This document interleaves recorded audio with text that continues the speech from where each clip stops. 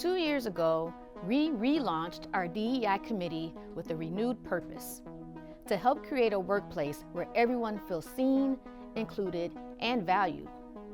Since then, we've grown, listened, learned, and made a meaningful impact across our organization. Today, we celebrate that journey by hearing directly from the voices that drive this work every day, our DEI committee members, and bring you along for our journey to experience what's yet to come. So why I think the DEI committee is vital to the success of the company and the culture is because I've been submerged in it on the center level. I was the operations director for an Indianapolis-based location. I can speak firsthand in regards to the diversity in the center, not only within the clients itself, but the staff. The DEI is just a way for corporate to kind of touch base and share insight into people's cultures that they might not feel comfortable sharing themselves. It's a great way to provoke conversations, to create insight into other people's lives, and also just to share cultural backgrounds that people might not have been aware of that can help them grow together as a team or to grow together as a community. I joined the D&I committee last year, so this is actually my first year being part of the committee, and I joined to create more inclusive community within Centria. I think it's a value that I hold and my family holds, so it was important for me to think about how do we serve the people that work for us, because we do a really great job at ensuring that we're providing care to our clients, and it's also important for us to care about creating those same inclusive communities to the folks that work for us, and that access to care to make sure that it also translates to our employees. The biggest thing that has surprised me most is just it's opened my eyes. It's let me know that there's things I'm not fully aware of, or even things that I had blinders to, which is great, and it allowed my scope to kind of widen out with our team, as well as understanding what kind of services we provide in different markets, not just the normal smaller, bigger holidays or things that we're not fully aware of.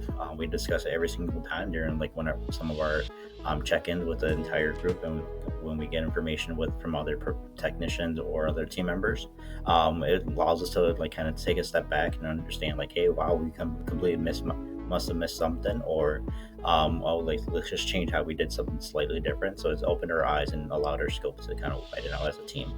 I think it's important for every team member, and not just the DEI committee, feel ownership in keeping the DEI culture going. Is because of where we are right now as a society. When they say, hey, we're going to dismantle the DEI, Centria actually doubled down.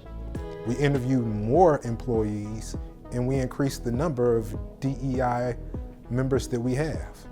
And I think that is something where if you're a member of Centria, whether you're a client or an employee, I think it's our duty to understand and represent the occurrence or the importance of sustaining something that is so great.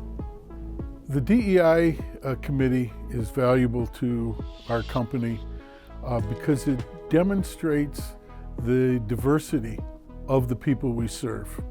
Autism has really every person in our community, it has affected them.